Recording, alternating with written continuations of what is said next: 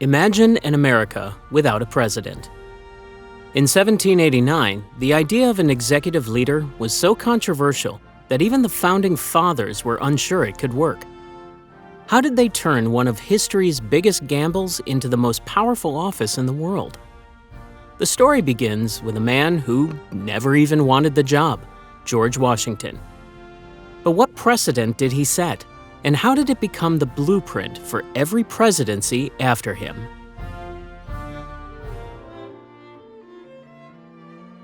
When America broke away from Britain, it found itself with a new and daunting question. What kind of leader could unite a fragile collection of states, all deeply suspicious of centralized power? The framers of the Constitution knew they needed a figure capable of wielding authority, yet not so much that it looked like the monarchy they had just overthrown. In creating the presidency, they attempted a balancing act, one designed to protect liberty while maintaining order. They intentionally crafted a system that divided power between three branches of government, ensuring no single leader could operate unchecked. This idea of checks and balances became the foundation of a distinctly American form of leadership. The presidency wasn't conjured out of thin air. The founders drew inspiration from three key sources: Enlightenment thinkers like John Locke and Montesquieu, who emphasized concepts like separation of powers, the British constitutional monarchy, with its restrained executive branch, and the less glamorous but practical experiences of colonial governors, whose powers were often defined by the will of local legislatures. But even with these references, the actual duties and scope of the presidency sparked fierce debates at the Constitutional Convention of 1787. Some delegates wanted a council of executives, several leaders sharing the role, while others feared weak leadership would doom the country. Then there were those who suggested extreme ideas, like appointing a president for life, an idea quickly dismissed for its monarchical undertones. The compromise they landed on was groundbreaking: a single president, chosen not directly by the people, but through an electoral college system. This struck a middle ground between fears of mob rule and unchecked elitism. Yet much of the rule's details were intentionally left vague. What powers would the president truly have?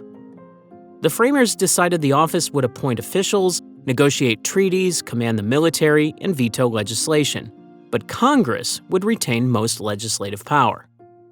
Over time, they knew the presidency would be shaped by the individuals who occupied it, leaving flexibility for it to evolve with the nation. Even the title, Mr. President, showed a break from monarchy: simple, humble, and intentionally unroyal.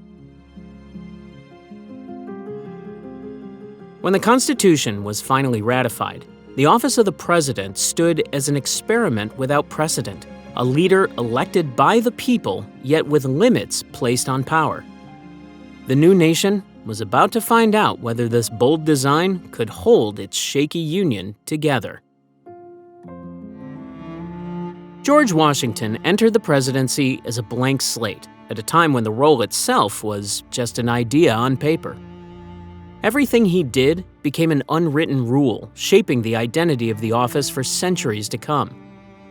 Aware of the weight of his actions, Washington avoided anything that resembled a monarchy, handling power with caution and humility. He famously refused titles that hinted at grandeur, insisting that his role serve the people rather than elevate his status above them. His focus wasn't on becoming a ruler. It was on crafting a leadership style that embodied Republican ideals of modesty, civic responsibility, and virtuous self-restraint. One of Washington's most enduring decisions was his voluntary exit from power.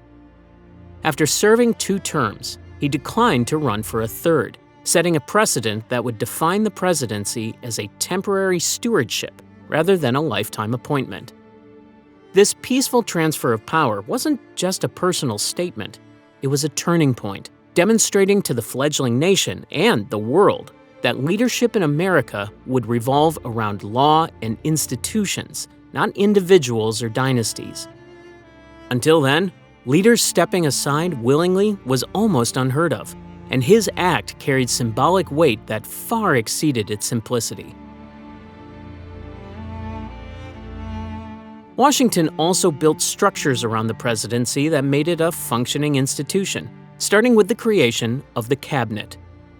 Realizing he couldn't govern alone, he appointed figures like Thomas Jefferson as Secretary of State and Alexander Hamilton as Secretary of Treasury. These men, despite their frequent clashes, epitomized the idea of drawing on diverse perspectives for advice. Washington's cabinet wasn't just a team of advisors. It became a blueprint for executive consultation, built into the framework of presidential decision-making. His focus on collaboration effectively turned the presidency into both a leader and coordinator of competing ideas.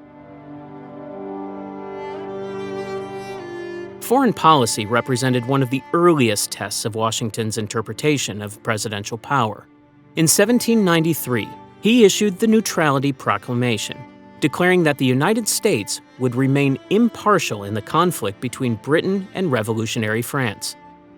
By asserting this neutrality without consulting Congress, he took a bold step in defining the presidency's authority over foreign affairs.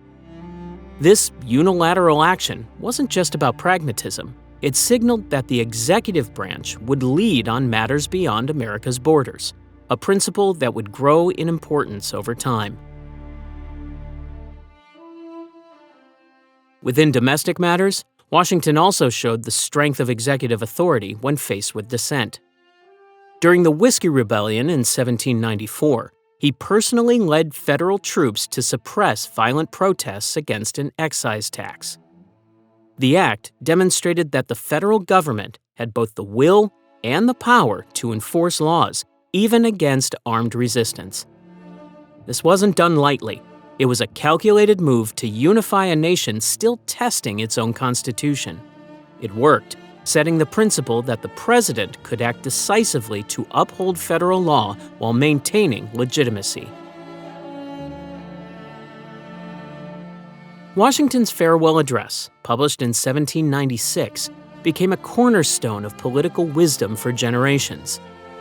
In it, he warned against political factions and entangling alliances abroad. His foresight in anticipating these pitfalls highlighted his understanding of America's vulnerabilities, and his words would echo both as inspiration and caution for years to come. These were not hollow warnings. They reflected the consistent principles that guided his presidency, whether in handling partisan divisions or steering clear of foreign conflicts. Even in handling something as small as correspondence, Washington displayed a reverence for the office. He often delayed replies to important letters until they could be manually transcribed in neat, careful handwriting. This level of attention wasn't vanity. It showed his understanding of the presidency as not merely a position, but as a symbol for future generations. Every word, every thought might one day be studied for its meaning, so it had to convey the dignity of the role. By the time Washington left office, he had defined more than just the presidency. He shaped the nation's understanding of leadership itself. His choices weren't based on personal ambition, but on building traditions that would endure. These actions and precedents didn't just establish the executive branch of government, they cemented Washington's place as the indispensable man in American history. The job was new and undefined, but Washington's careful navigation made it indispensable, too. After George Washington's departure, the presidency was passed to men who were not only pivotal in shaping the republic, but also deeply competitive political figures. The office itself was young, and its effectiveness was far from guaranteed. First came John Adams, a Federalist with a reputation for his sharp intellect and even sharper temper. His presidency was defined by tension, both domestically and abroad. France, once an ally, engaged in a quasi-war with the United States at sea, and fears of internal dissent led Adams to sign the Alien and Sedition Acts. While intended to protect the government from foreign influence and criticism, these laws also drew fierce backlash for suppressing individual liberties, painting Adams as a divisive leader at a time when national unity was already fragile. Jefferson's victory signaled the rise of political factions and a big test for the young Constitution. As president, Jefferson's influence transcended ideology with actions like the Louisiana Purchase. In 1803, he authorized the acquisition of vast Western territories, doubling America's size almost overnight. The constitutional authority for such a move was far from clear, and he privately struggled with whether he, as president, had the right to do it. But the opportunity was too great to pass up. This single act not only expanded the boundaries of the United States, but also the informal scope of presidential power. James Madison followed, taking the helm during one of the country's greatest early crises, the War of 1812. As the British Navy blockaded American ports and eventually set the White House itself ablaze, Madison's presidency tested the executive's role during wartime. Though often overshadowed by Washington or Jefferson, Madison's leadership during this turbulent period reinforced the idea of resilience at the heart of the presidency. By the end of the war, the nation had not only survived, but emerged with a greater sense of identity. Next was James Monroe, remembered for a presidency that radiated confidence, often called the era of good feelings. But Monroe's most lasting impact came from the Monroe Doctrine, introduced in 1823. It boldly declared that the Americans were no longer open for European colonization, positioning the United States as a protector of the Western Hemisphere. This was more than just a statement of foreign policy. It signaled an emerging sense of American assertiveness on the global stage, one that future presidents would either embrace or challenge. Despite their stark ideological differences, these early presidents all shared a dedication to principles over personality. Their decisions, whether controversial or celebrated, helped embed the idea of a presidency that could adapt to the changing needs of a fledgling nation. Remarkably, their legacies still included one curious coincidence. Jefferson, Adams, and Monroe all died on the 4th of July. At the time, this coincidence felt like a divine marker, hinting that the very foundations they had built were intertwined with the destiny of the nation itself. Despite the founders' warnings about the dangers of factionalism, political parties emerged before the ink on the Constitution was dry. By the 1790s, ideological divisions had crystallized into two opposing groups: the Federalists, led by figures like Alexander Hamilton and John Adams, and the Democratic Republicans, spearheaded by Thomas Jefferson and James Madison. At its core, the rivalry wasn't just about policy, it was about the soul of the young nation. The Federalists envisioned a strong central government bolstered by industry, commerce, and closer ties to Britain. The Democratic Republicans, by contrast, championed agrarian populism, states' rights, and a steadfast alliance with revolutionary France. These competing visions transformed the presidency into a battleground for defining America's future.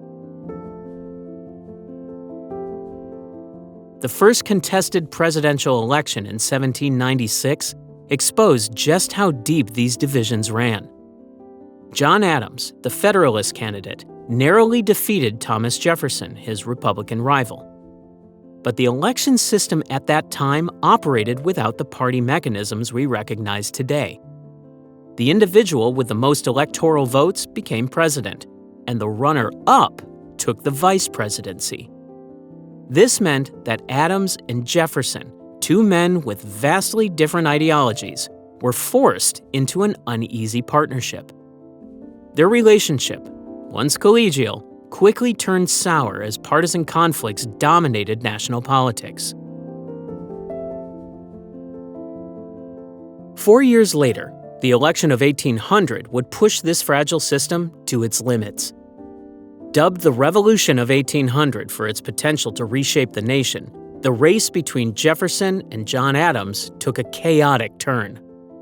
When the votes were tallied, Jefferson and his own running mate, Aaron Burr, tied in the Electoral College, throwing the outcome into the House of Representatives. Days of stalemates and backroom bargaining ensued as delegates debated which candidate would ascend to the presidency. The crisis exposed significant flaws in the electoral process and prompted the eventual adoption of the 12th Amendment, which restructured how presidents and vice presidents were elected. Meanwhile, partisan newspapers fueled much of the chaos, unleashing a torrent of vitriol unseen in Washington's presidency. These papers acted as unofficial extensions of political parties, hurling personal attacks at candidates and shaping public opinion in ways that permanently altered the political landscape. Adams, for instance, was derided as a monarchist, while Jefferson was accused, without evidence, of being an atheist and a radical. The intensely personal nature of these attacks planted the seed for media's future role in presidential politics. Yet amid all the rancor, the election of 1800 became a triumph for democracy. Despite bitter divisions, the sitting administration peacefully handed power to the opposition, a groundbreaking moment in a world accustomed to leadership defined by force. The legitimacy of the presidency was not only preserved, but strengthened as a symbol of stability. And, as history often does, it added a dramatic footnote.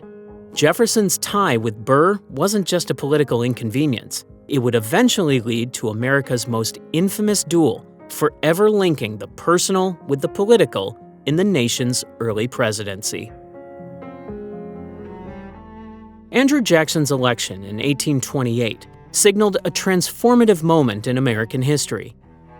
Breaking the tradition of Virginia and Massachusetts elites dominating the presidency, Jackson was the first leader to truly embody the idea of the common man. Born to a poor family on the western frontier, his rise to prominence was part of a larger wave of democratization sweeping the country.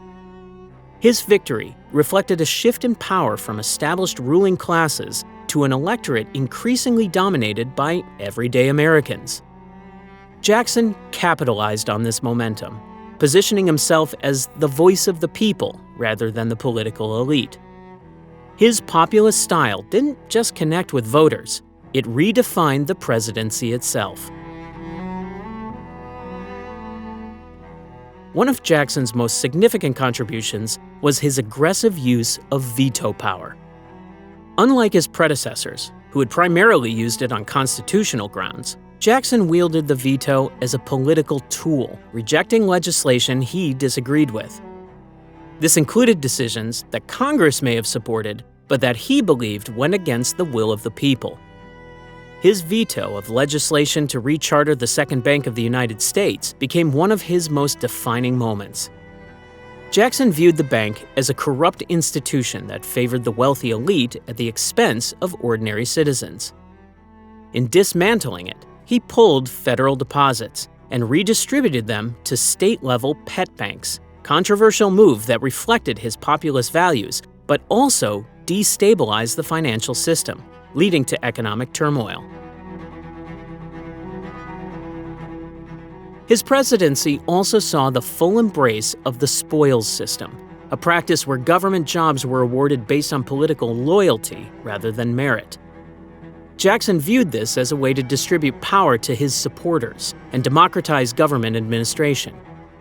However, it also entrenched patronage and cronyism in American politics, tying federal positions to the whims of the expanding party machinery.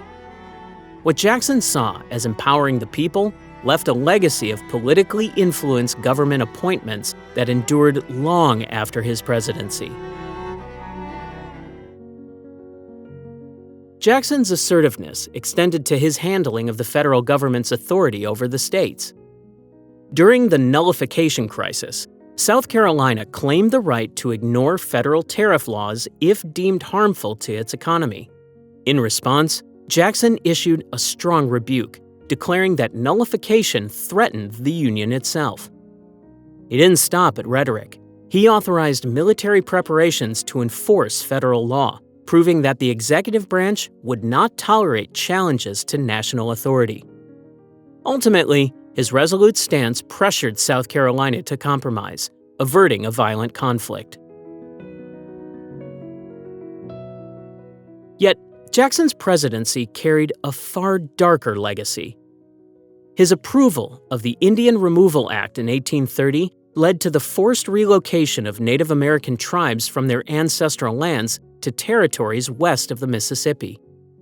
This brutal policy, culminating in the Trail of Tears, resulted in immense suffering and death. While Jackson argued that removal was necessary for expansion and security, it remains one of the most controversial and devastating actions of his administration, underscoring the immense power and peril of populist governance. Adding to Jackson's larger-than-life persona was an infamous incident from his past. During his early years, Jackson fought a duel with a man who insulted his wife. He survived, but carried the bullet from that duel in his chest for the rest of his life, even serving as president with it lodged near his heart. It symbolized his rugged, defiant character, a man who thrived on confrontation and used it as a defining feature of his leadership style. After Andrew Jackson, the presidency took on a new kind of mission: expansion. This period of territorial growth was propelled by the idea of manifest destiny, the belief that the United States was destined to extend its borders across the continent. While many presidents played a role in this process, no one embodied the Expansionist Presidency more effectively than James K. Polk. Elected in 1844, Polk entered office with a clear agenda to reshape the map, and by the time he left, he had achieved all of his goals. Polk's presidency unfolded with remarkable focus, starting with the annexation of Texas, which had recently declared independence from Mexico. Though controversial, Texas officially joined the Union in 1845, an act that almost guaranteed conflict with Mexico. At the same time, Polk secured the Oregon Territory through diplomacy with Britain, negotiating the boundary at the 49th parallel. This treaty avoided armed conflict and added a massive stretch of land to the Northwest, fulfilling a campaign promise while maintaining peace with a foreign power. However, the centerpiece of Polk's presidency was the Mexican-American War. Polk initiated the military effort after a border skirmish along the Rio Grande, a region both nations claimed as their own. Using this incident as justification, he bypassed a formal declaration of war, setting a precedent for future executives to take swift, unilateral action in foreign conflicts. The war ended with a decisive U.S. victory and the Treaty of Guadalupe Hidalgo in 1848, which ceded vast territories, including modern-day California, Arizona, and New Mexico, to the United States. Altogether, Polk's administration added over 1 million square miles of land, forever altering the nation's geography. This rapid territorial expansion created new challenges that would deeply test the presidency. Perhaps the most contentious was the question of whether slavery would extend into the newly acquired lands. As the nation stretched westward, debates between free and slaveholding states intensified, laying the groundwork for the sectional crisis that would erupt decades later. Polk's vision of a larger America did not account for how divided it could become over this moral and political issue. These sweeping changes also sparked anti-immigrant sentiment. Larger borders meant increased migration, and nativist movements began to emerge, pressuring presidents to address demographic shifts alongside territorial growth. Expansion wasn't just about maps. it introduced cultural and political tensions that would confront future executives. Despite these complexities, Polk stands out in history for his remarkable efficiency. He entered the office with a straightforward agenda to expand its territory, reform the tariff system, and establish an independent treasury, and he accomplished all three within a single term. Uniquely, Polk chose not to seek re-election, deliberately stepping down after achieving his campaign promises. For a presidency often remembered for ambition, it's striking that Polk drew a clear line on his own time in office, a sharp contrast to the power struggles that often define leadership.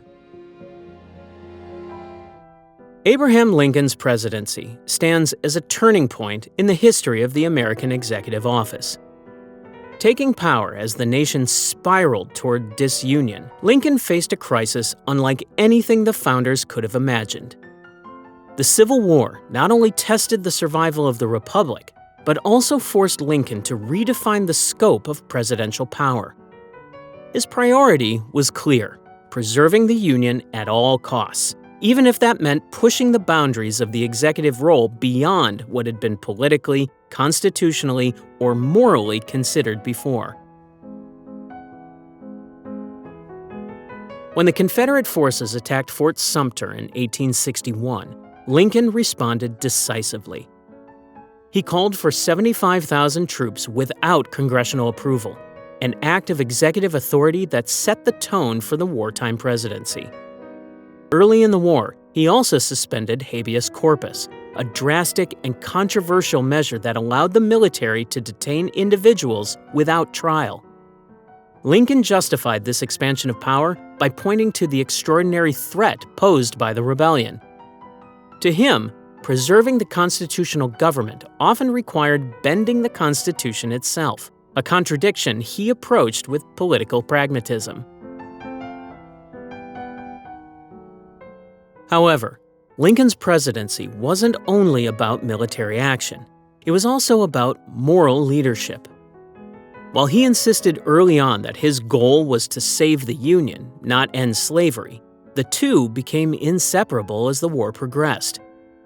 The issuance of the Emancipation Proclamation in 1863 turned the conflict into a moral struggle against slavery, leveraging the power of the executive order to fundamentally reshape the war's purpose.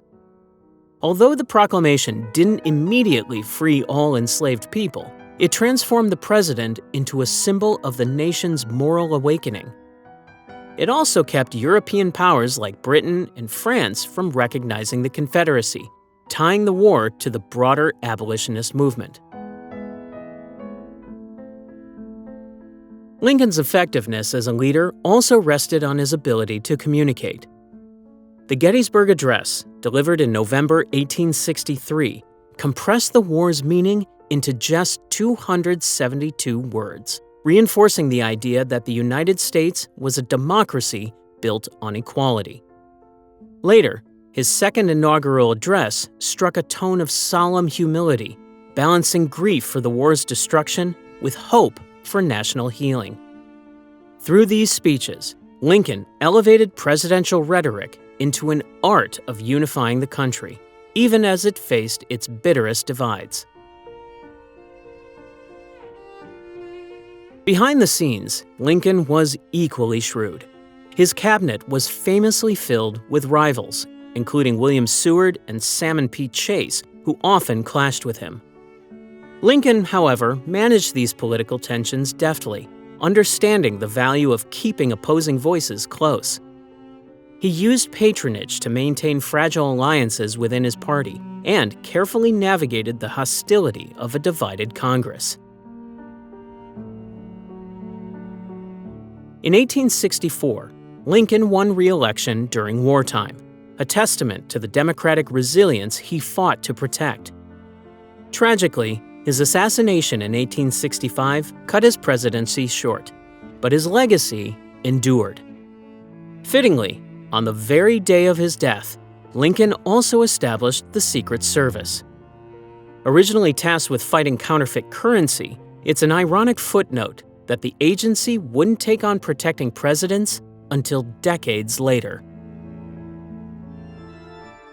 After Abraham Lincoln's assassination in 1865, the presidency fell to Andrew Johnson, a Southern Democrat who faced the monumental challenge of rebuilding a nation fractured by war and slavery. Initially, many hoped Johnson would continue Lincoln's vision of a unified Reconstruction, but his approach quickly revealed stark differences. Johnson's plan for Reconstruction emphasized leniency toward the former Confederate states. He offered pardons to many Southern leaders and allowed them to rejoin the Union with minimal requirements. While this eased tensions in the South, it enraged the Republican-led Congress, which believed his policies failed to protect the rights and safety of newly freed African Americans. Johnson's opposition to civil rights protections became a defining feature of his presidency. He vetoed key Reconstruction legislation, including the Civil Rights Act of 1866, which Congress had designed to establish equality before the law for Black Americans. Although Congress overrode his veto, a rare and significant move, the growing divide between Johnson and the legislative branch deepened. With the 14th Amendment, granting citizenship to all people born in the United States, came forward, Johnson publicly campaigned against it. He aligned himself politically with many former Confederates, reinforcing perceptions that he was out of step with efforts to remake the South in the image of equality and democracy. This conflict between the president and Congress came to a head in what became the first impeachment of an American president. In 1868, Johnson tested the Tenure of Office Act, a law designed to limit presidential power, by attempting to remove Edwin Stanton, his Secretary of War, without Senate approval. The House charged Johnson with violating the act and impeached him. During his Senate trial, the nation watched as the future of the presidency itself appeared to hang by a thread. In the end, Johnson avoided removal by a single vote, but his presidency emerged weakened, his credibility among Republicans in ruins. When Ulysses S. Grant succeeded Johnson in 1869, Reconstruction took a much more aggressive turn. Grant, a former Union general, used federal power to combat widespread violence against African Americans in the South, particularly from groups like the Ku Klux Klan. By deploying federal troops and signing the Enforcement Acts, he established the presidency as an active enforcer of civil rights in a way that had no precedent. However, Grant's administration also struggled under the weight of numerous scandals, leading to a loss of public trust and weakening the broader push for equality. By 1877, Reconstruction effectively ended. A political compromise allowed Rutherford B. Hayes to assume the presidency in exchange for the withdrawal of federal troops from the South. This marked the collapse of federal civil rights protections and ushered in nearly a century of segregation. Reconstruction demonstrated both the potential and limits of the presidency in shaping the nation's future. One peculiar moment during this era occurred in 1866, when Andrew Johnson crisscrossed the country by train during the midterm elections. His confrontational speeches, aimed at swaying public opinion, made him the first sitting president to engage in what we now recognize as campaign-style tours. Yet, the tactic backfired badly, alienating voters and accelerating his own political downfall. After the conclusion of Reconstruction, a new chapter of American politics began, a period where the presidency seemed to take a back seat. The late 19th century, known as the Gilded Age, was marked by rapid industrial growth, enormous wealth for a few, and widespread corruption. During this era, presidents like Rutherford B. Hayes, James Garfield, Chester Arthur, Grover Cleveland, Benjamin Harrison struggled to assert their authority over a political system dominated by Congress, massive corporations, and well-entrenched political machines. While the office of the president remained a visible symbol of national leadership, its actual influence waned, more often reacting to events than shaping them. One of the era's most persistent issues was the rampant corruption and cronyism in federal appointments. Government jobs were often handed out as political favors in a system known as patronage, the reward for supporting a candidate or party. This practice became so deeply entrenched that reform efforts struggled to take hold, even as public outrage grew. The breaking point came with the assassination of President James Garfield in 1881.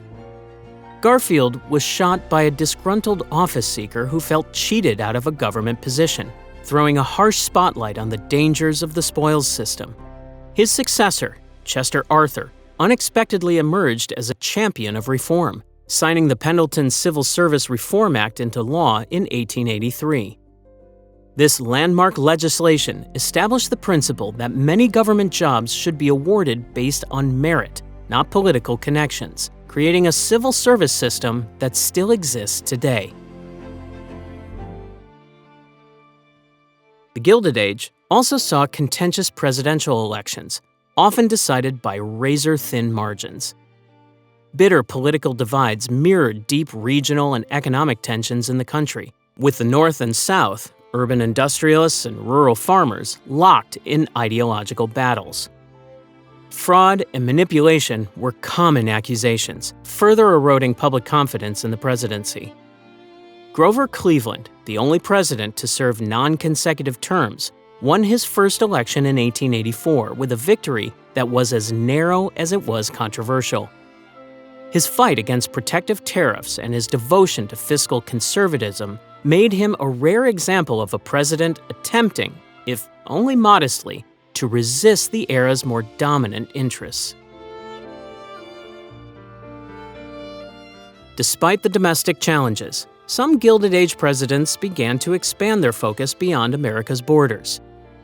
Benjamin Harrison, for example, oversaw increased naval growth and laid the groundwork for a more active U.S. role in global affairs, a foreshadowing of the imperial ambitions that would define the coming decades under leaders like Theodore Roosevelt. But these international gestures were limited, overshadowed by the towering influence of industrial tycoons and entrenched political machines at home. Though weak in influence, these presidents presided over a period of dramatic change. The rise of industrialization irreversibly transformed society, as did innovations in technology, like electricity. In fact, Harrison was the first president to install electric lighting in the White House. However, fearful of its novelty, neither he nor his wife dared touch the switches themselves, a small but telling anecdote about the era's blend of progress and hesitation. Theodore Roosevelt didn't just enter the presidency, he exploded into it. At 42 years old, Roosevelt became the youngest president in American history following the assassination of William McKinley. From his very first day in office, he signaled a dramatic break from the restrained, business-driven leadership of the Gilded Age presidents. Roosevelt believed the presidency was not just an administrative role, but a platform for bold, moral leadership.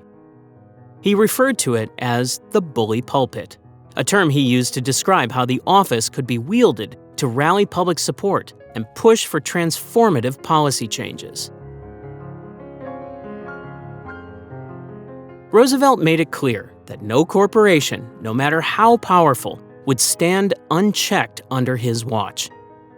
He earned the nickname Trustbuster for his aggressive use of the Sherman Antitrust Act to dismantle monopolies that he deemed harmful to public welfare. One of his most notable victories was the breakup of Northern Securities, a railroad monopoly led by J.P. Morgan that controlled key transportation routes. Roosevelt argued that when private power grew so immense it endangered the public, it became the duty of the president to intervene. This fundamentally shifted expectations of the role, turning the Oval Office into a center of activism against corporate abuses. It wasn't just big business that Roosevelt confronted. Public outcry over unsanitary conditions in the meatpacking industry, sparked by Upton Sinclair's novel The Jungle, led him to champion the Pure Food and Drug Act and the Meat Inspection Act in 1906. These laws revolutionized consumer protections, holding manufacturers accountable for the safety of their products. Roosevelt wasn't simply reacting to public pressure. He actively leveraged investigative journalism, or muckraking, to drive his reform agenda forward. It was a presidency of action, where words led directly to change. But Roosevelt's impact wasn't confined to domestic policy. His big stick approach to foreign policy demonstrated a vision for America's place in the world. The phrase, "speak softly and carry a big stick," captured Roosevelt's belief in negotiating peacefully while projecting strength through military readiness. This strategy was on full display during the construction of the Panama Canal, a project that showcased America's expanding influence in the Western Hemisphere. Roosevelt made history as the first sitting president to leave the country when he traveled to Panama to oversee progress on the canal, a decision that underscored his hands-on approach to leadership. His international influence reached further when he mediated peace talks to end the Russo-Japanese War, a feat that earned him the Nobel Peace Prize in 1906. This established the United States as a key diplomatic player on the global stage, a role that had been almost unthinkable under his predecessors.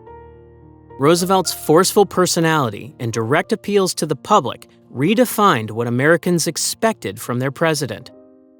He communicated with energy, clarity, and an unrelenting sense of purpose.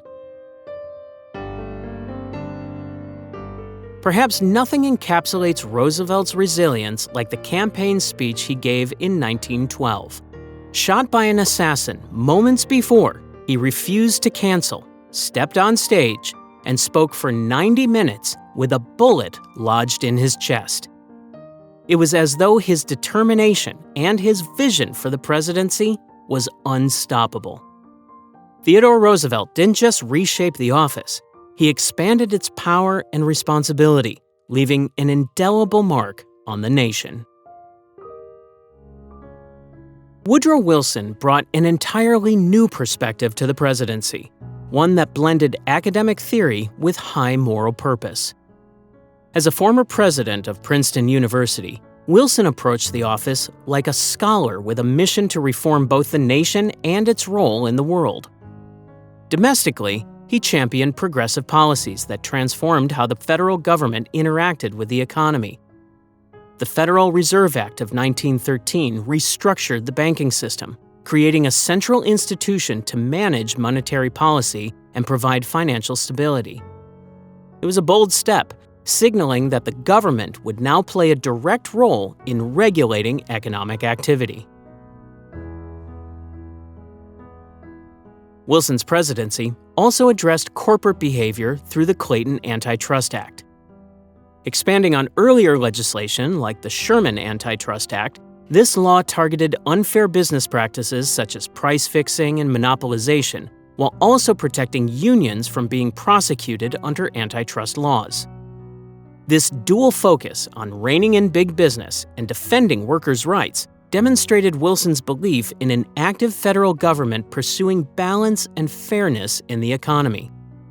His administration also established the Department of Labor and enacted laws improving working conditions, including restrictions on child labor.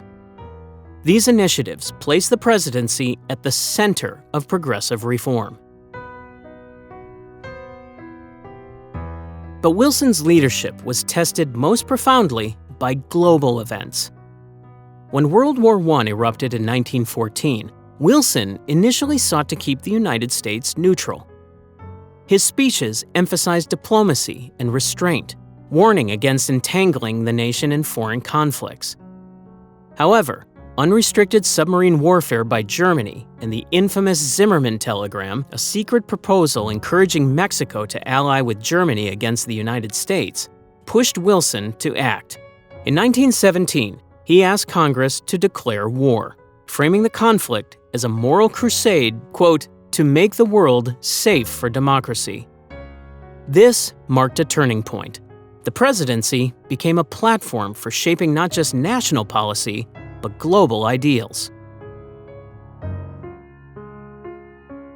During the war, Wilson's administration centralized power in ways Americans had never experienced. The government used propaganda campaigns, such as those spearheaded by the Committee on Public Information, to bolster support for the war effort. At the same time, measures like the Espionage Act and the Sedition Act suppressed dissent, raising concerns about free speech and civil liberties. These actions revealed tensions between executive authority and democratic principles during times of crisis. Wilson's vision extended beyond the battlefield. After the war, he unveiled his 14 points, a framework for lasting peace rooted in international cooperation. Its centerpiece was the League of Nations, an idea meant to resolve disputes diplomatically and prevent future wars. While celebrated abroad, Wilson faced resistance at home. The U.S. Senate rejected the League, dealing a significant blow to his legacy and America's role in global leadership. In his final years in office, Wilson's health took a dramatic turn. A stroke in 1919 left him partially paralyzed, forcing his wife Edith to step in and manage many presidential duties behind the scenes. This unprecedented arrangement blurred constitutional lines, as the public remained largely unaware of Wilson's condition. Nevertheless, his presidency redefined leadership, demonstrating both the capacities and the limits of moral and intellectual ambition. The 1920s ushered in a stark contrast to the sweeping reforms and global leadership of Woodrow Wilson. After the turmoil of World War I, Americans craved stability, and the presidents of this decade promised just that, though at great cost to federal oversight and executive ambition. Warren G. Harding, elected in 1920, embodied this desire for a simpler, quieter presidency. His campaign hinged on a promise of a return to normalcy, a phrase that reassured voters wary of war and government activism. Harding favored limited federal involvement in the economy, embracing laissez-faire policies that permitted industries to operate with minimal regulation. However, his presidency quickly became infamous for the scandals that defined it. Most notably, the Teapot Dome affair exposed the corruption brewing within his administration. Harding's Interior Secretary, Albert Fall, secretly leased naval oil reserves to private companies in exchange for bribes. Though Fall became the first cabinet member in U.S. history to be imprisoned, the scandal eroded public confidence in Harding's leadership and revealed how unchecked cronyism could undermine the presidency. After Harding's sudden death in 1923, his vice president, Calvin Coolidge, took office. Coolidge was the epitome of restraint, both in his personality and in his policies. Nicknamed Silent Cal for his terse and reserved demeanor, he often stated that the business of America is business. This reflected his belief that economic prosperity would come from minimal government interference. Under Coolidge, the economy soared, with industries like automobiles and consumer goods booming. Yet, this prosperity was not without consequences. The economic gains of the Roaring '20s remained unevenly distributed, widening the gap between the wealthy and the working class. While Coolidge avoided grand statements or dramatic policies, he quietly reduced the public role of the presidency. He delegated much of his work to his cabinet and resisted calls for government intervention even as agricultural sectors struggled and the seeds of economic instability were planted.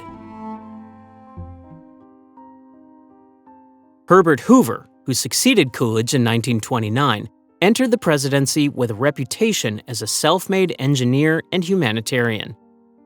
He had earned widespread respect for his efforts to provide relief during World War I, but his presidency would take a drastically different turn. Just 7 months after taking office, the stock market crashed, triggering the Great Depression. Hoover's reluctance to use federal power to intervene left many Americans disillusioned. Despite advocating for voluntary cooperation among businesses and limited public works projects, Hoover refused to adopt the bold government actions many believed were necessary to combat the economic collapse. His presidency became a symbol of perceived inaction as unemployment soared and breadlines stretched across the country. In this era, the presidency was defined by restraint, almost to a fault. Harding, Coolidge, and Hoover reflected a philosophy of limited government, but their leadership exposed critical weaknesses in this approach during a time of rapid social and economic transformation. These quiet presidencies not only highlighted the limitations of executive restraint, but also set the stage for the dramatic expansion of presidential power under Franklin Delano Roosevelt in the 1930s. One unexpected spotlight of this subdued era? Coolidge's mechanical horse, a quirky gadget he used for exercise, perfectly capturing the odd energy of a presidency otherwise marked by silence. Franklin D. Roosevelt's presidency marked a transformation in American governance, where the role of the president shifted from a reactive figure to a proactive architect of national policy. When Roosevelt took office in 1933, the United States was in the throes of the Great Depression, with unemployment nearing 25% and banks failing across the country. To address this unprecedented crisis, FDR launched the New Deal, a sweeping series of programs and reforms aimed at stabilizing the economy, providing relief to struggling Americans, and preventing future disasters. Roosevelt saw the federal government as a necessary force to restore public confidence and create opportunity, a stance that fundamentally expanded the scope of presidential authority. The New Deal introduced initiatives that redefined the relationship between citizens and government. Programs like the Civilian Conservation Corps, CCC, and the Works Progress Administration, or WPA, put millions of Americans to work while building public infrastructure, from roads to schools. The Social Security Act established a safety net for the elderly and unemployed, while new financial regulations, such as those enforced by the Securities and Exchange Commission, sought to prevent another economic collapse. These efforts not only tackled immediate challenges, but also reshaped the federal government's long-term role in the lives of its citizens. Roosevelt's ability to connect directly with the American people amplified his influence during this turbulent time. Using his Fireside Chats, a series of radio addresses, he explained complex policies in plain terms, creating a sense of partnership with the public. By speaking directly into their living rooms, FDR conveyed both empathy and authority, fostering trust amid widespread fear and uncertainty. This innovative use of media underscored his skill as a communicator and set a new precedent for how presidents would engage with the nation. As World War II escalated, Roosevelt's leadership extended outward, establishing the United States as a global superpower. Following the attack on Pearl Harbor in 1941, he led the massive mobilization of American resources, coordinating military strategies with allies while transforming industries to meet wartime demands. From producing tanks and planes to rationing consumer goods, Roosevelt orchestrated a national effort that illustrated the president's role as commander-in-chief in both title and practice. His leadership during the war wasn't just about strategy. It was also about defining the ideological stakes, framing the conflict as a battle between democracy and tyranny. Despite these monumental achievements, Roosevelt's presidency was not without controversy. His attempt to add justices to the Supreme Court, seen by critics as a power grab, and the internment of Japanese Americans, a grave violation of civil liberties, remain enduring stains on his legacy. Nevertheless, his unprecedented 4 terms spoke to the public's confidence in his ability to navigate immense challenges. Ultimately, the 22nd Amendment, passed after his death, ensured no future president could serve more than 2 terms. What many Americans didn't know at the time was the full extent of FDR's physical challenges. Paralyzed from the waist down due to polio, Roosevelt carefully managed his public image, standing with the help of braces and rarely allowing himself to be photographed in a wheelchair. This deliberate effort to project strength, even while grappling with personal adversity, encapsulates the resilience that defined his presidency, a resilience that permanently expanded what Americans came to expect from their president. Harry S. Truman stepped into one of the most consequential presidencies in modern history with little preparation. When Franklin D. Roosevelt died in April 1945, Truman, then vice president for just 82 days, was suddenly sworn in as president. Despite his years in Congress and party leadership, he had not been fully briefed on several critical issues, most notably the Manhattan Project and the development of the atomic bomb. Within weeks of taking office, he faced decisions that would define his presidency and alter the course of the 20th century. The most profound of these choices came in August 1945, when Truman authorized the dropping of atomic bombs on the Japanese cities of Hiroshima and Nagasaki. The strikes, which killed over 100,000 instantly and many thousands more in the following months, forced Japan's surrender and brought World War II to an end. Yet, this victory came at immense human cost and launched the world into the nuclear age. For Truman, the decision was a matter of ending the war quickly while saving American lives, but the weight of unleashing such destruction would loom over his legacy for decades. He reportedly said, quote, "I regarded the bomb as a military weapon and never had any doubt that it should be used," unquote. With these bombings, Truman also signaled a new level of presidential authority, where the stakes of decisions could reshape global order in an instant. Truman's foreign policy vision extended beyond the war.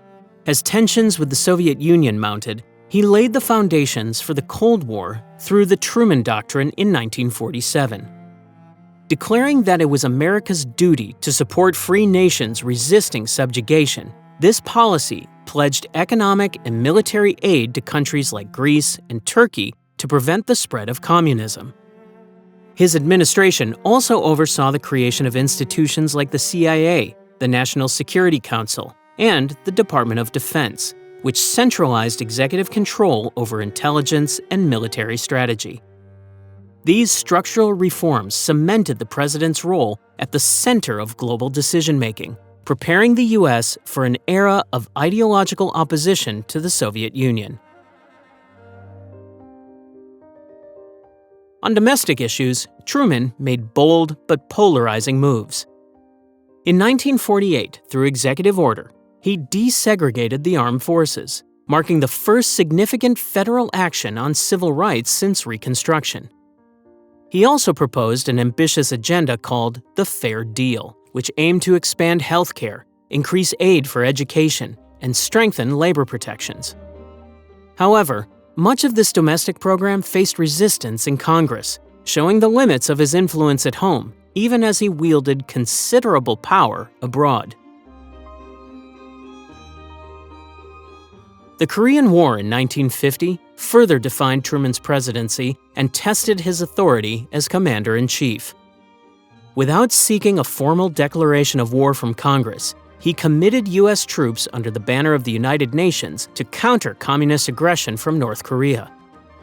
This decision reinforced the president's ability to engage in military conflicts independently, shaping the executive role in future conflicts. When General Douglas MacArthur publicly criticized Truman's strategy, Truman fired him for insubordination, a crucial affirmation that military leaders ultimately answer to civilian control. Despite his monumental responsibilities, Truman himself remained grounded in his origins. A former haberdasher, he lacked a college degree, but brought practicality and decisiveness to the highest office in the land. His unassuming nature belied the scope of his achievements, particularly his evolving role in shaping the modern presidency. Truman's tenure not only navigated the profound challenges of war, peace, and societal change, but also set precedents for how the president would wield power in the nuclear and Cold War eras. Dwight D. Eisenhower's presidency began with the rare combination of a military legacy and a call for restraint. As the supreme Allied commander during World War II, Eisenhower was beloved for his steady leadership in wartime. When he entered the White House in 1953, he brought this experience and a sense of calm to a world gripped by Cold War tension. Unlike his more outwardly dramatic predecessors, Eisenhower preferred action behind the scenes. While his demeanor was reserved, his policies quietly expanded the power of the executive office, especially in global strategy. His new-look defense policy became a cornerstone of his presidency. To balance Cold War pressures with economic concerns, Eisenhower focused on nuclear weapons as a more cost-effective deterrent than a massive standing army. The strategy emphasized overwhelming nuclear force as a way to counteract the Soviet Union, leading to a significant arms buildup. This policy not only shaped U.S. military doctrine, but also redefined global diplomacy, where the threat of mutual destruction restrained direct conflict. Alongside this traditional Cold War balancing act, Eisenhower turned increasingly to covert operations. Relying heavily on the CIA, his administration orchestrated coups in Iran in 1953 and Guatemala in 1954, toppling governments seen as threats to American interests. While these actions secured short-term geopolitical gains, they also laid the groundwork for long-lasting instability in these regions, illustrating the double-edged nature of clandestine presidential authority. Domestically, Eisenhower's priorities reflected his belief in practical governance over ideological crusades. One of his most significant achievements was the creation of the Interstate Highway System in 1956. Inspired by Germany's Autobahns and framed as a critical matter of national defense, the project connected the nation like never before, enabling commerce, travel, and rapid military transport if needed. Stretching over 41,000 miles, it stood as the largest public works program in American history and showcased Eisenhower's determination to unite the nation through infrastructure. But Eisenhower's presidency wasn't without challenges. The desegregation crisis in Little Rock, Arkansas, forced him to assert federal authority over states resisting integration. When 9 black students attempted to attend Central High School, they faced violent opposition from protesters and the Arkansas National Guard. Eisenhower responded by sending federal troops to enforce the Supreme Court's Brown v. Board of Education decision and protect the students. However, though Eisenhower was not known for strong rhetoric on civil rights, his actions here demonstrated the president's obligation to uphold constitutional authority.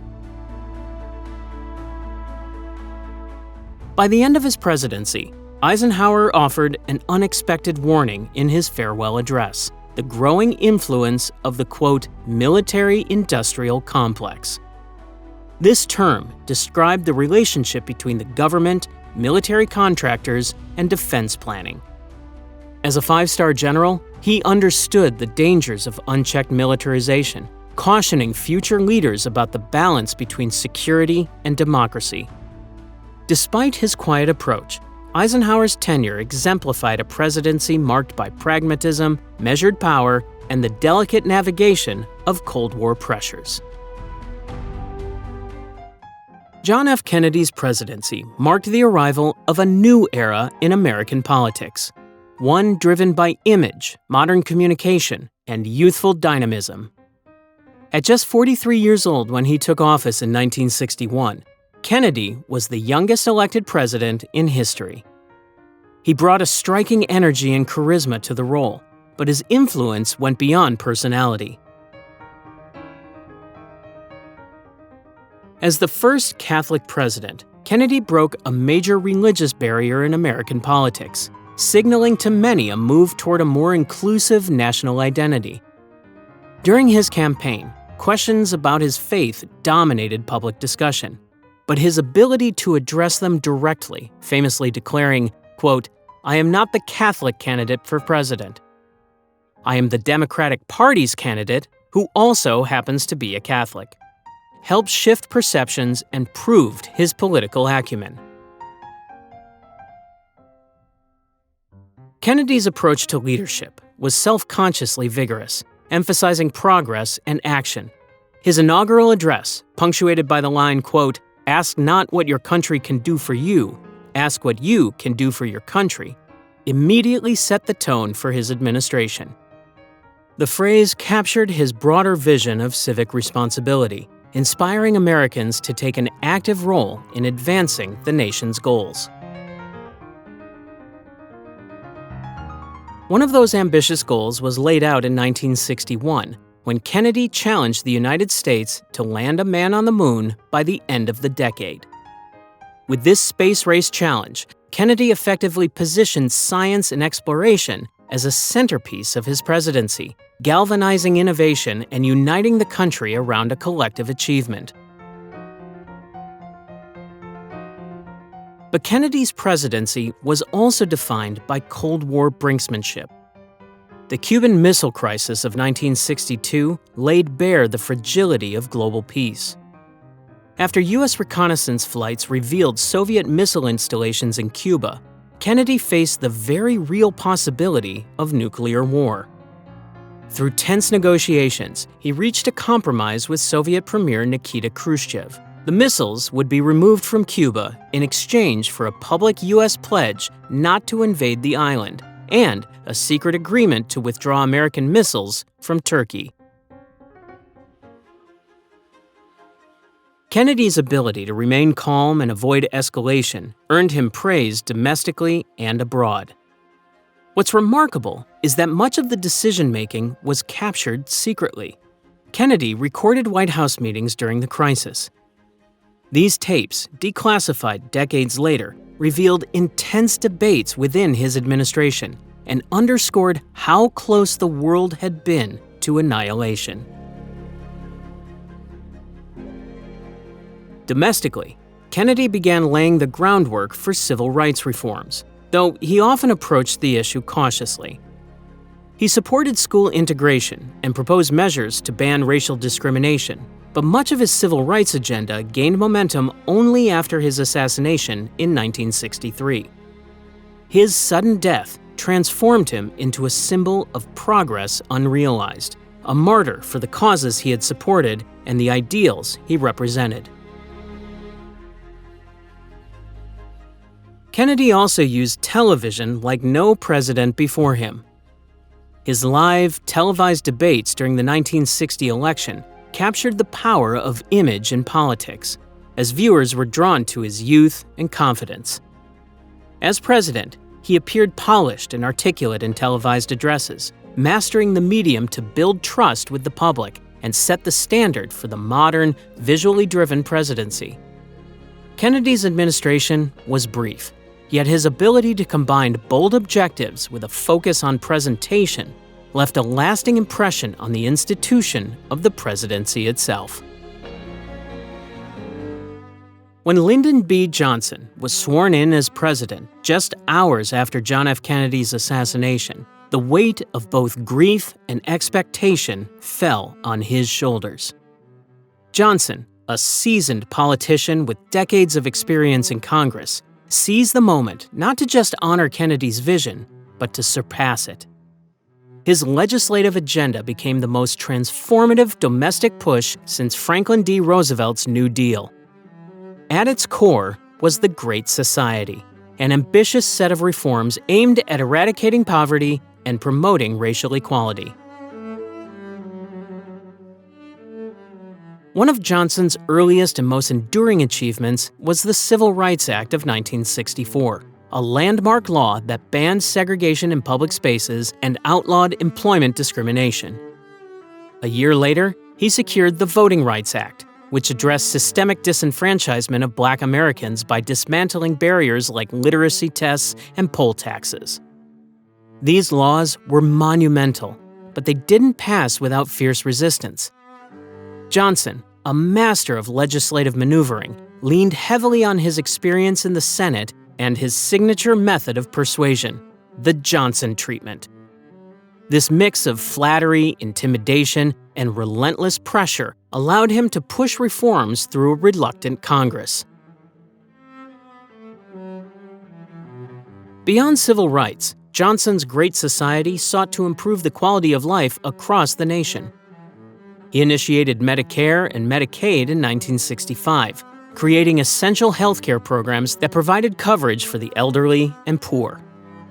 Education was another pillar of his domestic vision. The Elementary and Secondary Education Act vastly increased federal funding for schools, particularly in low-income areas, while new programs like Head Start offered preschool to underprivileged children.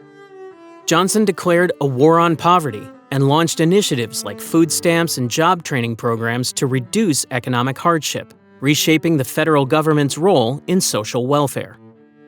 These programs marked a profound shift in how Americans viewed federal responsibility for addressing inequality. However, Johnson's presidency was increasingly overshadowed by the Vietnam War. Early in his term, the Gulf of Tonkin Resolution granted him broad authority to wage war without an official declaration from Congress. Framing it as a fight against communism, Johnson escalated U.S. involvement by deploying hundreds of thousands of troops. But as the war dragged on, it became clear that victory was elusive. Mounting casualties, nightly news broadcasts of the carnage, and revelations about misleading government reports fueled nationwide protests. Distrust in Johnson grew, with slogans like, "Hey, hey, LBJ, how many kids did you kill today?" reflecting the anger of a divided public. By 1968, the weight of Vietnam and its political fallout had drained Johnson's once unstoppable momentum. In a stunning announcement that year, he declared he would not seek re-election, effectively ending his political career. Yet, his domestic accomplishments endured. Despite the controversies of his presidency, Johnson's vision of a great society reshaped the nation, embedding principles of equality and government responsibility that still define much of American life. For better or worse, his blend of monumental achievements and the shadow of Vietnam left a legacy as complex as the man himself. Richard Nixon's presidency represents one of the most complex moments in the evolution of American executive power. Entering office in 1969, Nixon inherited a nation deeply divided by the Vietnam War and social upheaval. He quickly took control, crafting a presidency that centralized authority in unprecedented ways. Critics soon branded his administration as the epitome of the Imperial Presidency, a term used to describe the ever-expanding powers of the office. Nixon's approach to governance often bypassed traditional checks and balances, consolidating decision-making in the White House and relying heavily on a close circle of loyal advisors, particularly his national security advisor, Henry Kissinger. Foreign affairs became the arena where Nixon delivered some of his most significant achievements. In a bold move that stunned the international community, Nixon became the first American president to visit the People's Republic of China in 1972. This visit marked a turning point in U.S.-China relations, opening diplomatic ties after decades of hostility and isolation. The trip also played a strategic role in the Cold War, putting pressure on the Soviet Union by exploiting tensions between the two communist powers. Shortly after, Nixon negotiated détente with the Soviets. This policy of easing tensions led to significant agreements, such as the Strategic Arms Limitation Treaty, or SALT I, which aimed to curb the nuclear arms race. Nixon's direct engagement with both China and the Soviet Union illustrated his belief that foreign policy was best managed from the White House, often bypassing Congress and traditional diplomatic channels. Domestically, Nixon paradoxically expanded the federal government's reach despite his conservative principles. He signed into law several liberal reforms, including the creation of the Environmental Protection Agency, or EPA, in 1970, which established federal oversight for pollution control and environmental standards. Additionally, he implemented wage and price controls to curb inflation, a move that marked a significant intervention in the economy. These policies reflected the practical, if ideologically inconsistent, nature of Nixon's presidency, willing to adopt whatever measures were necessary to maintain order and stability. However, Nixon's consolidation of power often came at a cost. His unilateral decision to expand the Vietnam War into Cambodia and Laos, conducted without congressional approval, provoked widespread protests and led to the passage of the War Powers Act in 1973. This legislation sought to limit a president's ability to engage in armed conflict without congressional consent, a direct response to the unchecked war-making powers Nixon had wielded. The ultimate downfall of Nixon's presidency came from abuses of executive authority, revealed during the Watergate scandal. In 1972, operatives connected to Nixon's re-election campaign were caught breaking into the Democratic National Committee headquarters at the Watergate complex. As investigations unfolded, evidence of illegal surveillance, political sabotage, and a sweeping cover-up pointed directly to Nixon himself. The uncovering of Nixon's secret White House taping system provided the definitive proof of his role in obstructing justice. Facing near-certain impeachment, Nixon resigned in 1974, becoming the only president in U.S. history to do so. His departure left behind a complicated legacy, a president capable of remarkable diplomatic achievements, yet undone by his own overreach and betrayal of the public trust. Gerald Ford assumed office in the aftermath of one of America's deepest political scandals, Watergate. Addressing a nation shaken by corruption, he declared, quote, "Our long national nightmare is over," promising a return to integrity and normalcy. But restoring trust in the presidency came with difficult decisions. His pardon of Richard Nixon, a move he believed would heal the country, caused an immediate backlash. Many saw it as the undermining of accountability at a moment when public confidence was already fragile. The controversy followed Ford throughout his presidency, making it harder to establish authority in a time when the nation craved decisive leadership. Ford's unique position as the only person to serve as president without winning election to either the presidency or vice presidency added to his challenges. Tasked with leading a country still grappling with economic instability, he faced soaring inflation, stagnating wages, and what became known as stagflation. Congress, deeply skeptical of executive overreach after Nixon, hampered his ability to implement major policies. His administration's struggles revealed just how constrained a president could be in the wake of a national crisis, especially under stringent congressional scrutiny. As Ford's term came to an end, a new figure emerged, appealing to a nation eager for someone untainted by Washington politics. Jimmy Carter, a former peanut farmer and one-term Georgia governor, campaigned on honesty, humility, and a promise to restore faith in leadership.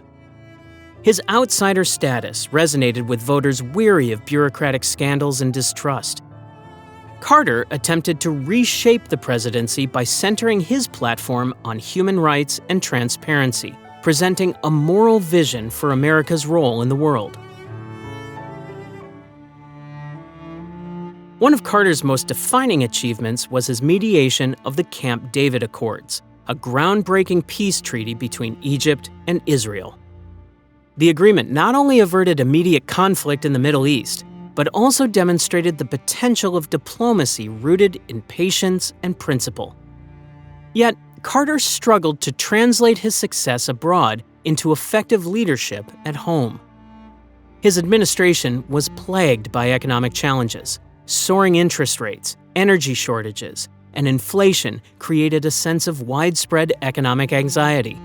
Efforts to address these issues, like advocating for renewable energy and conservation, often clashed with Americans' expectations for quick solutions.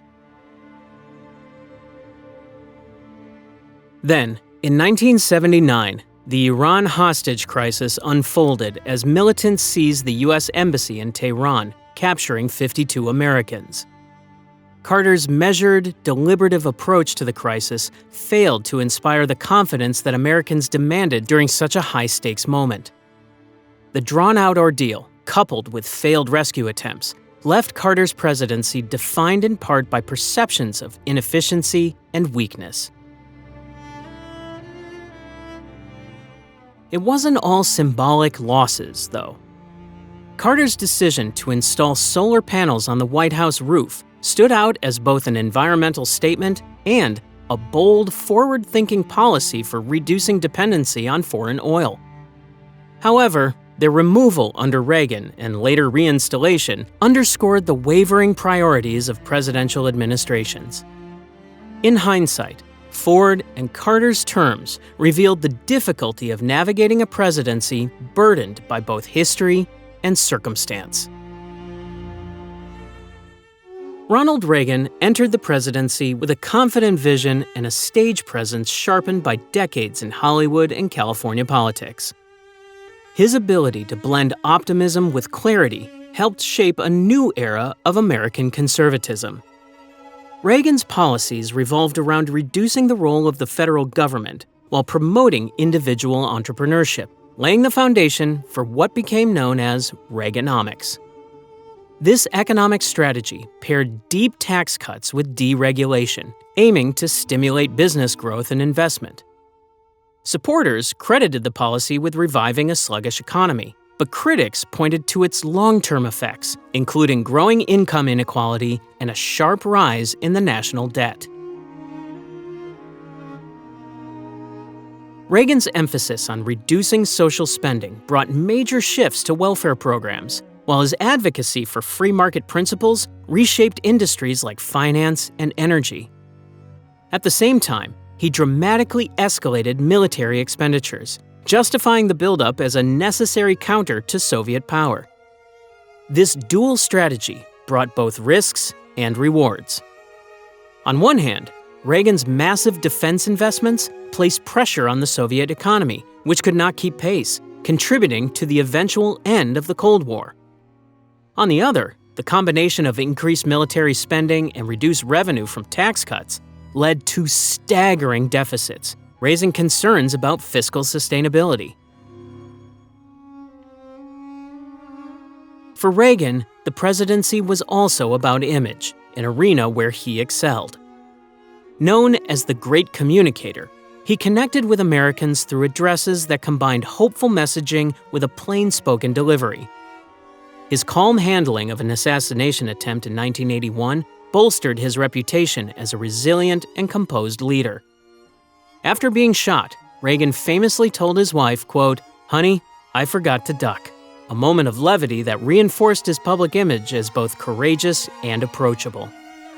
This ability to turn personal events into moments of national inspiration became one of his defining traits. On the international stage, Reagan's foreign policy took a confrontational stance against the Soviet Union. He famously referred to it as the evil empire, signaling a sharp critique of its values and governance. Yet, during his second term, Reagan shifted toward diplomacy, forging an unexpected partnership with Soviet leader Mikhail Gorbachev. The two negotiated significant nuclear arms reduction agreements, marking a turning point in Cold War relations. However, Reagan's administration was not without controversy.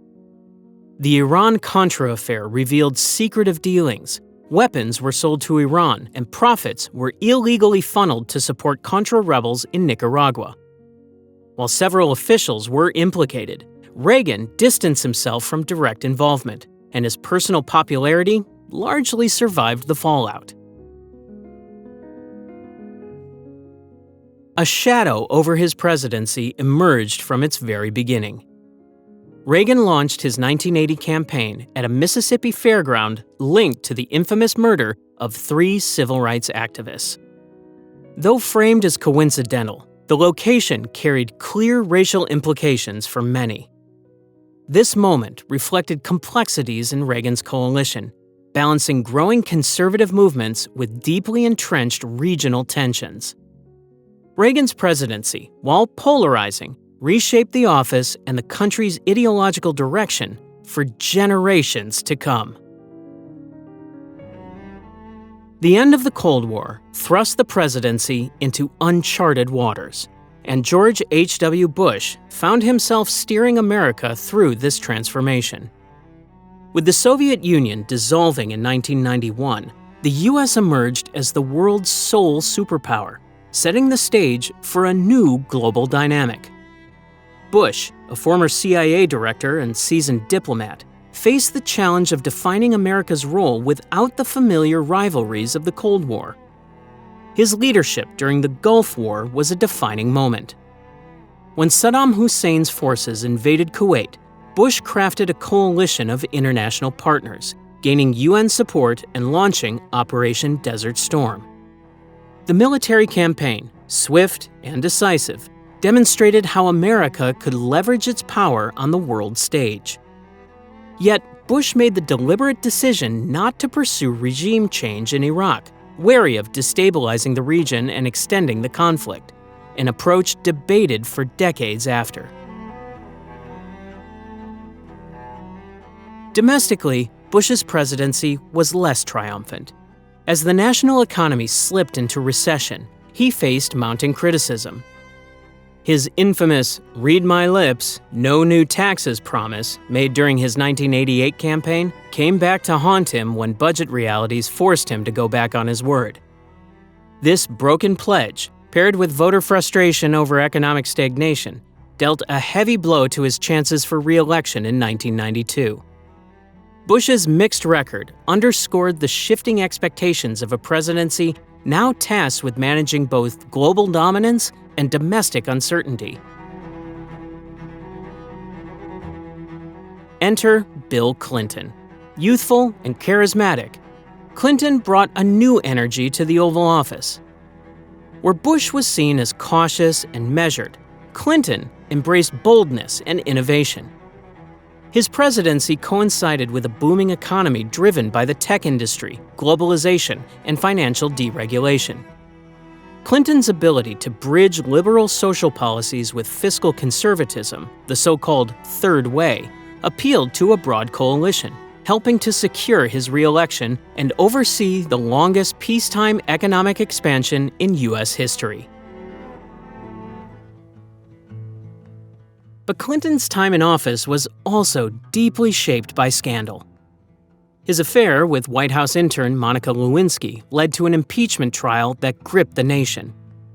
While the House voted to impeach him on counts of perjury and obstruction of justice, the Senate acquitted him, allowing him to serve out his second term. The ordeal underscored both the increasing scrutiny of presidential behavior and the partisan divides that would, in many ways, define the post-Cold War era. Beyond the headlines, Clinton's presidency emphasized America's evolving role in a post-Cold War world. His administration championed free trade agreements like NAFTA, expanded NATO, and intervened in ethnic conflicts in the Balkans. These decisions represented the president's attempt to adapt to a fragmented and unpredictable global landscape, where economic competitiveness and regional instability often overshadowed military threats.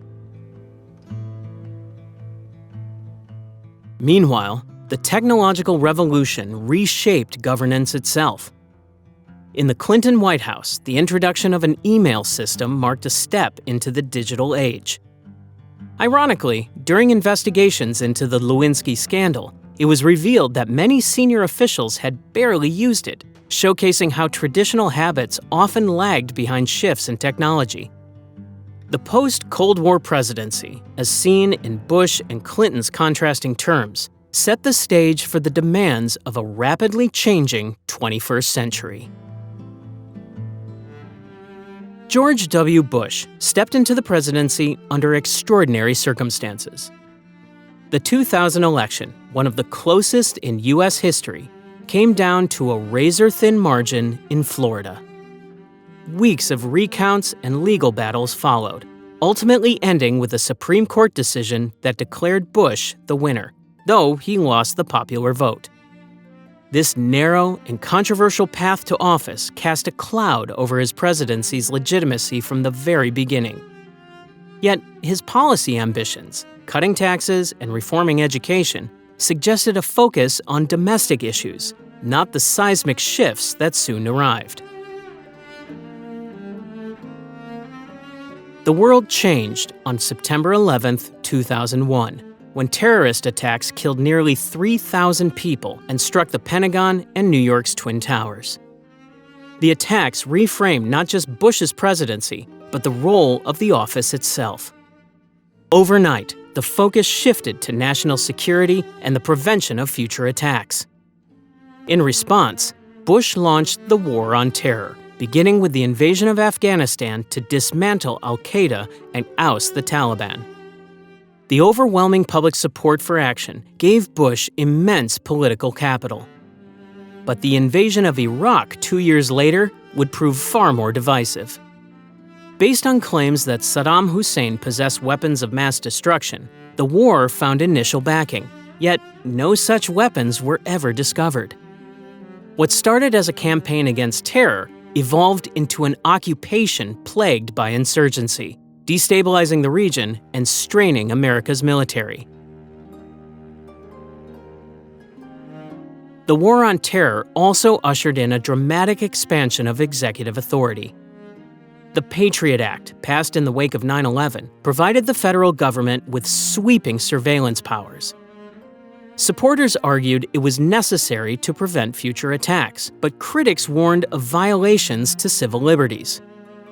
This balance between protection and privacy continues to provoke debate today, shaping how future presidents approach security. Bush's foreign policy revolved around a new doctrine of preemptive war, a policy that justified military action against perceived threats before they materialized. This approach reflected the administration's belief that global stability required decisive action, even at the cost of traditional diplomacy. The lasting consequences of these decisions redefined the presidency's role in international conflicts, placing increased focus on unilateral decisions within the executive branch. On the home front, Bush signed major legislation, including No Child Left Behind, which aimed to improve accountability in public education. Tax cuts, another defining feature of his domestic agenda, became central to his economic philosophy. Yet, his administration faced harsh criticism for its handling of Hurricane Katrina in 2005. The slow federal response highlighted weaknesses in crisis management, denting public confidence during a pivotal moment. Bush's presidency concluded against the backdrop of the 2008 financial crisis, a collapse that shook the global economy.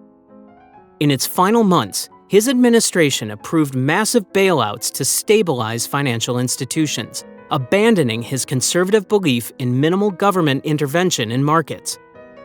It was a stark reminder of the unpredictable challenges each president faces. On 9/11, as he received news of the attack while reading The Pet Goat to schoolchildren, Bush paused, processing the unthinkable. That silent moment, endlessly analyzed, captured the weight of an office reshaped by a new era of war, fear, and consequence. Barack Obama's election in 2008 marked a turning point in American history, as he became the first Black president. His victory symbolized both a generational and cultural shift, carried by his message of hope and change during a period of profound instability. The United States was in the grip of the Great Recession, with a collapsing housing market, failing banks, and millions losing jobs. Obama's calm, measured leadership and ability to connect with voters, particularly through his digital campaign strategy, allowed him to capture the moment, bringing a new style of modern politics into the White House. Once in office, Obama faced the monumental challenge of stabilizing the economy. His administration moved quickly, passing a massive stimulus package designed to bolster job creation and rescue critical industries like the auto sector. Programs like the Cash for Clunkers initiative aimed to reignite consumer spending, while federal bailouts prevented automotive giants from bankruptcy. Economically, Obama's leadership prevented further economic freefall, though critics argued over the scale of government intervention. His decisions set the tone for a presidency defined by pragmatic responses to major crises. One of Obama's signature achievements was the Affordable Care Act, often referred to as Obamacare. This marked the most significant overhaul in the American healthcare system in decades. Millions gained access to insurance through expanded Medicaid coverage and the creation of online health marketplaces. Yet the legislation also sparked intense partisan battles. Opponents criticized it as government overreach, while supporters saw it as essential reform in a broken system. The political fallout highlighted the deepening divisions in Congress, where gridlock became a persistent challenge. To counter this, Obama turned to executive orders to implement policy changes, which fueled debates over the limits of presidential authority. In foreign policy, Obama sought to redefine the United States' role on the global stage. He ended formal combat operations in Iraq, though instability in the region remained. Simultaneously, he escalated the use of drone warfare in the Middle East, a controversial tool of modern military strategy due to its precision and civilian impact. His presidency also delivered a defining moment in 2011 when he authorized the mission that killed Osama bin Laden. The successful raid in Pakistan became a powerful symbol of his leadership, reinforcing his administration's priority of targeting terrorism at its roots. Domestically, Obama navigated an era of mass shootings, racial tensions, and growing calls for equality. His responses often centered on emotional appeals for unity and empathy, though legislative progress on issues like gun control proved elusive. Culturally, his presidency embodied progress, as he became the first sitting president to publicly endorse same-sex marriage. On a lighter, yet symbolic note, he introduced something totally new to the White House: brewing beer, using honey harvested from a beehive on the South Lawn. Obama's time in office reflected both the promise and challenges of leading in an era of rapid transformation. His presidency became a dual symbol, a step forward for many Americans, but also a lightning rod for political backlash that foreshadowed a more polarized landscape to come. Donald Trump's presidency defied tradition at every turn, transforming the role into a platform for disruption, populism, and personal branding. A New York real estate mogul and reality TV star, Trump entered office with no prior experience in government, relying instead on his media instincts and outsider appeal. Central to his administration was the idea of America First, a nationalist philosophy that prioritized U.S. interests over global cooperation. This approach led to contentious renegotiations of international agreements, such as the withdrawal from the Paris Climate Accord and criticism of established alliances like NATO. Trump embraced a combative, polarizing leadership style, frequently clashing with the media, his political opponents, and even members of his own party.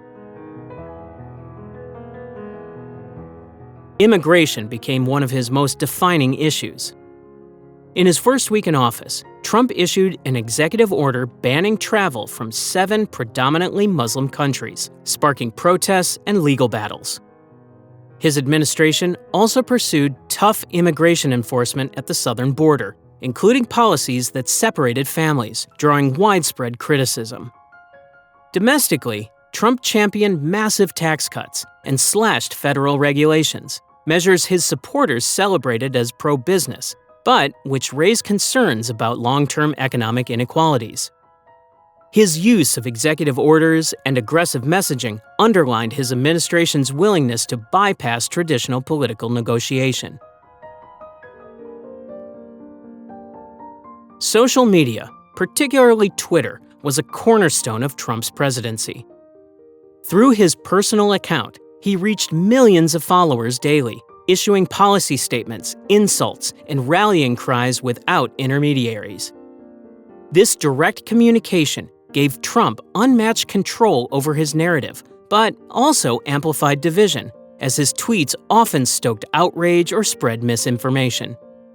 Trump became a uniquely polarizing figure in modern politics, adored by his base and reviled by his critics, embodying the extremes of a newly tribal political landscape. Trump's presidency culminated in unprecedented events. He was impeached twice, first in 2019 over allegations of pressuring Ukraine to investigate his political rival, and again in 2021 for inciting the January 6 Capitol riot. Though acquitted both times by the Senate, the second impeachment followed the chaotic end of his single term. The Capitol attack, an attempt to disrupt the certification of the 2020 election, shocked the nation and solidified Trump as the most controversial modern president. Joe Biden entered the presidency under the shadow of division and crisis. Elected in 2020 during a global pandemic, he presented himself as a figure of stability, experienced, empathetic, and focused on rebuilding trust in institutions. Yet Biden's tenure has been marked by immense challenges. The U.S. withdrawal from Afghanistan, intended to end America's longest war, descended into chaos as the Taliban rapidly seized power. Globally, Biden has sought to refocus attention on rising tensions with Russia and China, reflecting America's evolving foreign policy priorities in a post-terrorism era. Both Trump and Biden define an era of executive power fueled by intense division. Biden's inauguration, just weeks after the Capitol riot and amidst a pandemic, became the most heavily secured in U.S. history, symbolizing the new vulnerabilities and resilience of the American presidency. The U.S. presidency began as an experiment, power without a crown. Over time, it became one of the most powerful roles on the planet, shaped by war, crisis, and ambition. From Washington to Biden, each president left a unique mark on the office. As challenges grow and divisions deepen, one question remains: can this evolving role balance power with democracy? Subscribe to explore the past, present, and future of the American presidency.